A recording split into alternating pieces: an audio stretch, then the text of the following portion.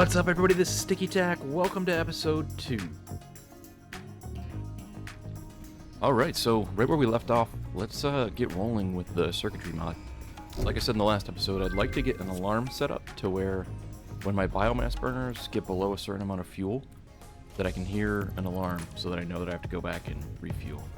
I know there's like hand tools you need to use the circuitry mod correctly, so let's make those. I know the circuitry debugger tool, or at least I'm pretty sure it's not needed anymore. It makes it sound like it in the description anyway, that everything you need is just in the wiring tool. There's also this remote control in the reader tablet, which I believe are for like long range communication.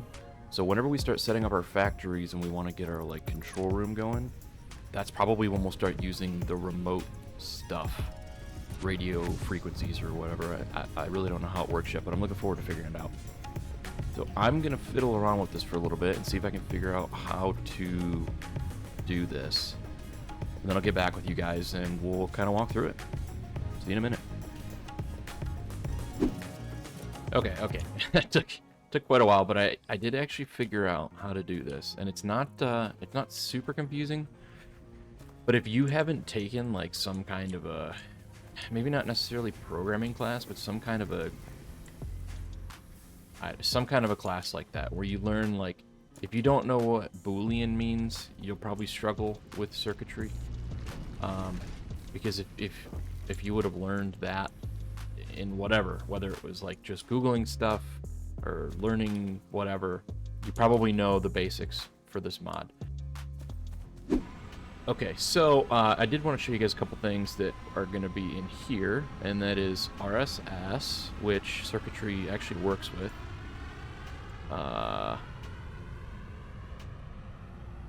Then we also have, it might be in parts. Yes, okay, so I installed a mod to where I can just buy hard drives here instead of having to run around, or in addition to running around. You can also buy shards here, but I'm usually not a big power shard guy, so I probably won't do that. But yeah, so we're gonna be able to buy hard drives here. Oh, you know what I just realized? I didn't put that, come on. I didn't put this on the grid, so I'm gonna have to redo it. Not that I wasn't planning on redoing it anyway. Okay, so what I want to do is have an alarm play that covers wherever I'm at, so I don't need to be close to it, which is a setting. You can set how close you need to be to it.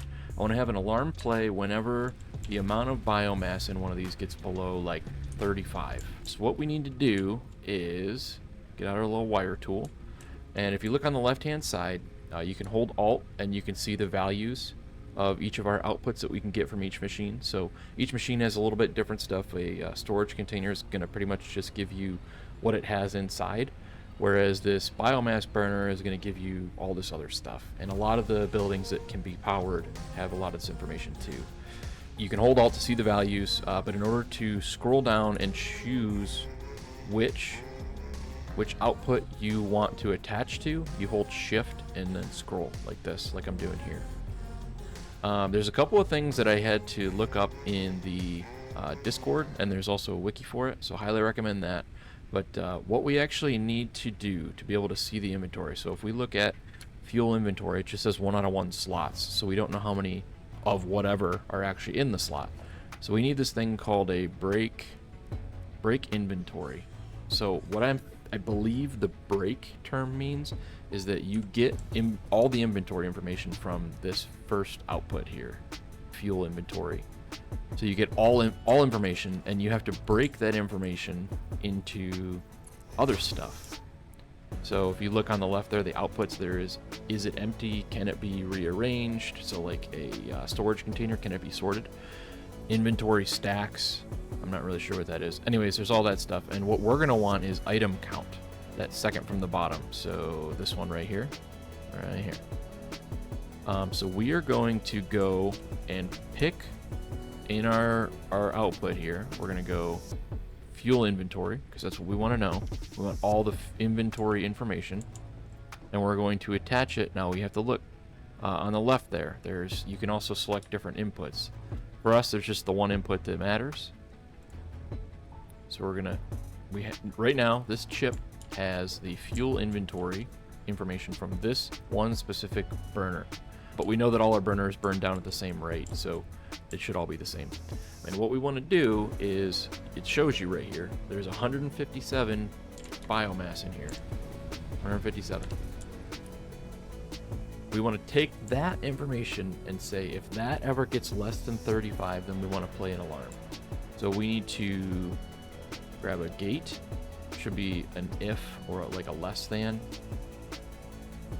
number. So returns true if A is less than B. So we're going to do that. So we want it to return true and trigger an alarm if A is less than B. So A is going to be our item count right here, 154. So if 154 is less than 35, our number we're going to pick, then do an alarm. So we're going to grab item count, scroll down on it, click, and we're going to put that into A. So you see on the left there I can pick A or B. We're going to put it as A. And then in order to get that 35, we actually have to make a constant, which again, it's just terms that if you've done any kind of programming, you probably know.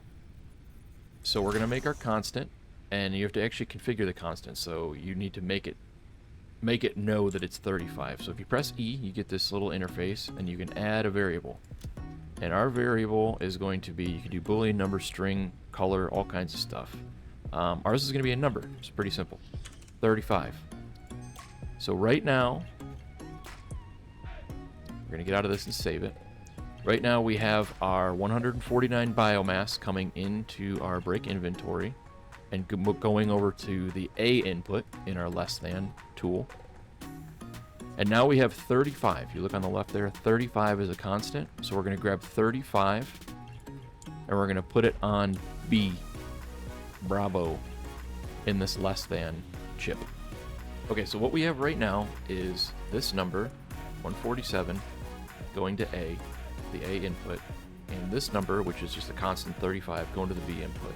And since this is a less than, if this 146 is less than this 35, then this thing spits out a 1.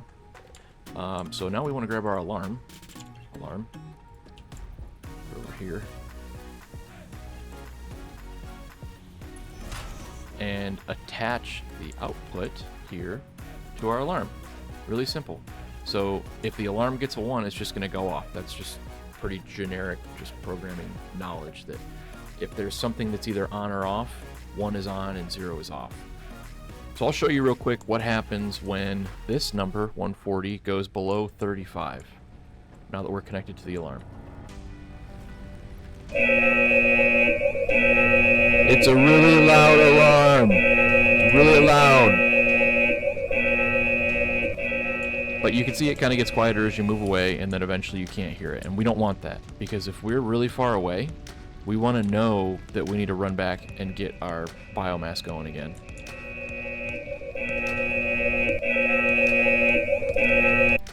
And that's how you shut it up. You just get that number back over 35. Now I'm refilling all these so they're all the same again. Okay, so if we want to take a peek at the inputs, you actually have to grab something and try to put it in there. So look on the left here. We have volume, range, and pitch. The volume's plenty loud. I don't think we have to worry about that. What I do want to change is the range. So the range of the actual sound itself. And I have no idea what values it's expecting. So I'm just going to grab another constant. I'm just going to copy it. Put it over here. And I'm just going to make a constant of like 10 million. So that hopefully, wherever I'm at in the entire world, I will be able to hear that. So we'll grab our 10 million, and we're going to put it on the range input. There we go. So we can test it now by starting the alarm, and then trying to get away from the annoying sound.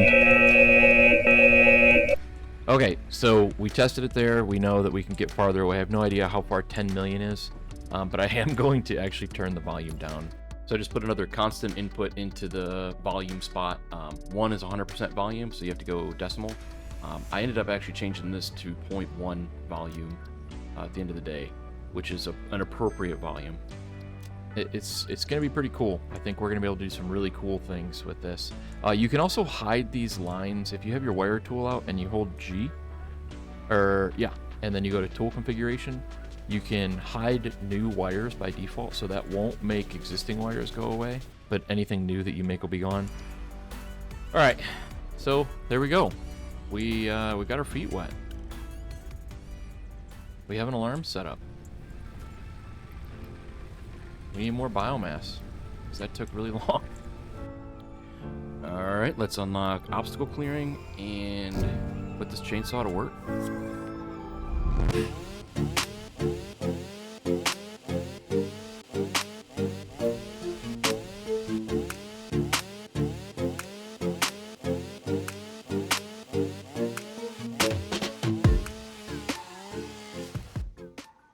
Okay, we made a chainsaw, we did some deforesting, we have a full inventory. We'll set up some solid biofuel production real quick and continue on with our lives.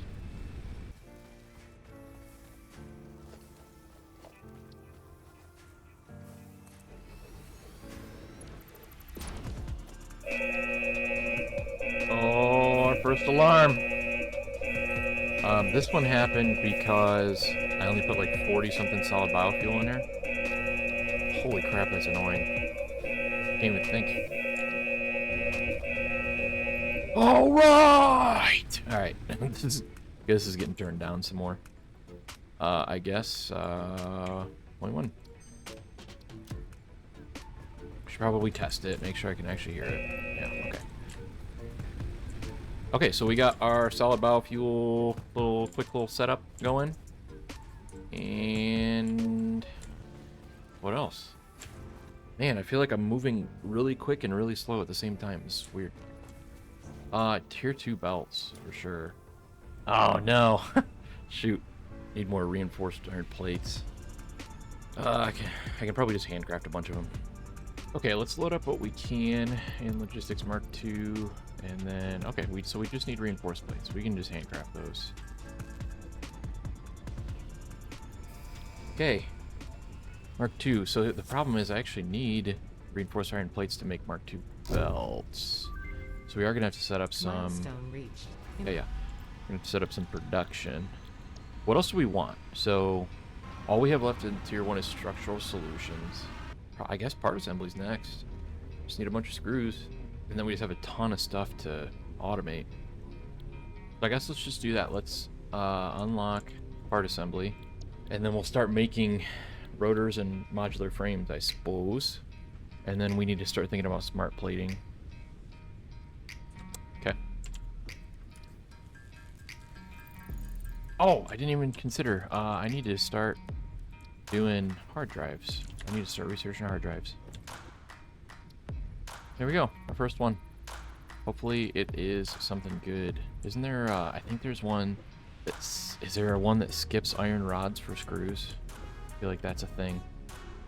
I hope so. I hope I get it. Well, I ran around. My goal was to get a bunch more base materials, like the reinforced iron plates at the crash sites, but I didn't literally found none. Got some other stuff though, some batteries. And I know we needed batteries for the power suit, the MAM power suit. Oh, I forgot about this. So we don't have a foundry. This is it right here, cast screw, that's the one. Okay, easy enough. Okay. I'm sure Ada's gonna talk, yep. Alright, we got assembler. Okay, so copper sheets for rotors, if I remember correctly. Modular frames just needs iron. Smart plating. What's the smart plating recipe? Is there rotors? Of course there is. Wait a minute, rotors are all iron too? So this is just all iron. Interesting. I don't remember that. Stators are copper, that's what it is. Okay, so yeah, we can rock this out. Alright, let's try and knock out as much of the MAM as we can here. These inventory slots are going to be nice. I almost downloaded like a plus 50 inventory slot mod, but I ended up deciding against it. It just feels a little bit too much like cheating, I guess. I just don't want like a bunch of inventory for free. But if anybody knows of a mod that like there's a MAM tree for unlocking additional slots instead of just like giving you slots for free, I'd be interested in trying that for sure. That way it's like a little more balanced. It's not just a cheat. Blade runners use silica now? Didn't they used to be deuterium, I thought?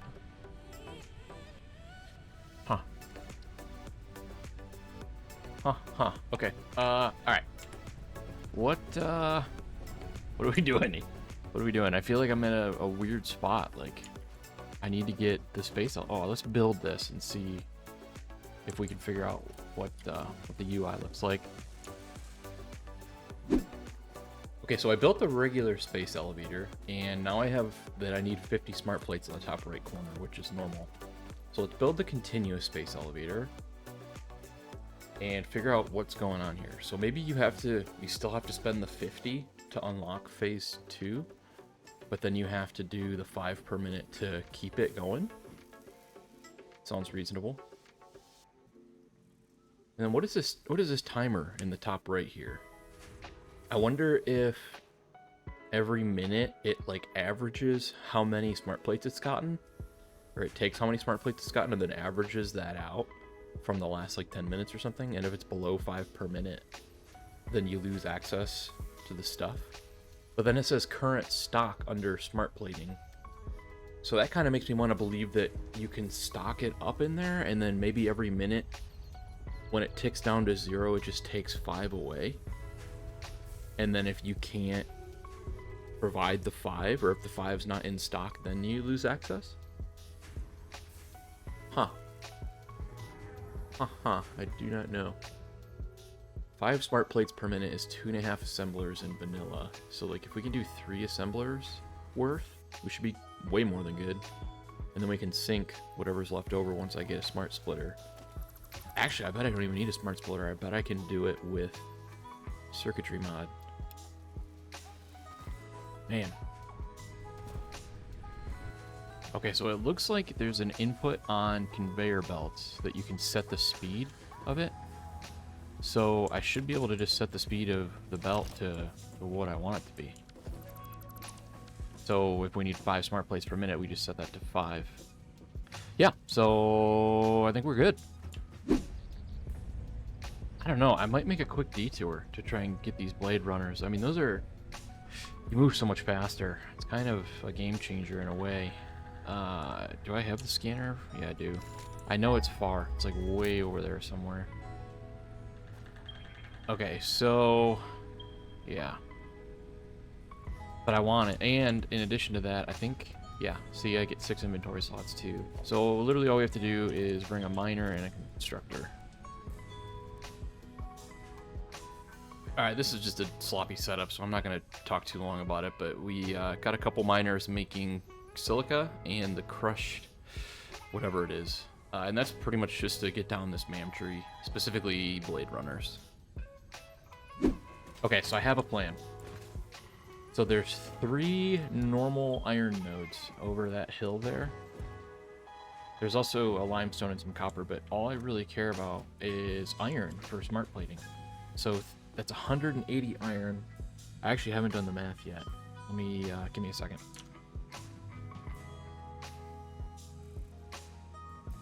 Okay, so this, I actually really missed this when my Satisfactory Plus playthrough. So according to satisfactorycalculator.com, I need less than 120 iron ore to get 5 smart plates per minute. So what I'll probably do is just take that whole 180 and just make smart plates out of it. That way I can never, well, there's a very, it makes my chances of going bust or going broke or whatever, losing my access to tier 2, it makes it a lot less likely. Additionally, anything extra that gets made, I can just sync for some pretty good points. So That is going to be the plan. Before I do that, though, I have to make a new power plant. And right behind me looks like a pretty good spot. This is the coal lake that people normally start at. I'm going to make some kind of a reasonable sized biofuel plant that I'll use for now. And then later on, I'll make it be basically like a primitive battery backup. Since I believe that power generators also roll like random efficiencies every 10 minutes from the description of the mod anyway. So we're going to need some kind of a backup pre-batteries. But anyways, yeah, let's get building.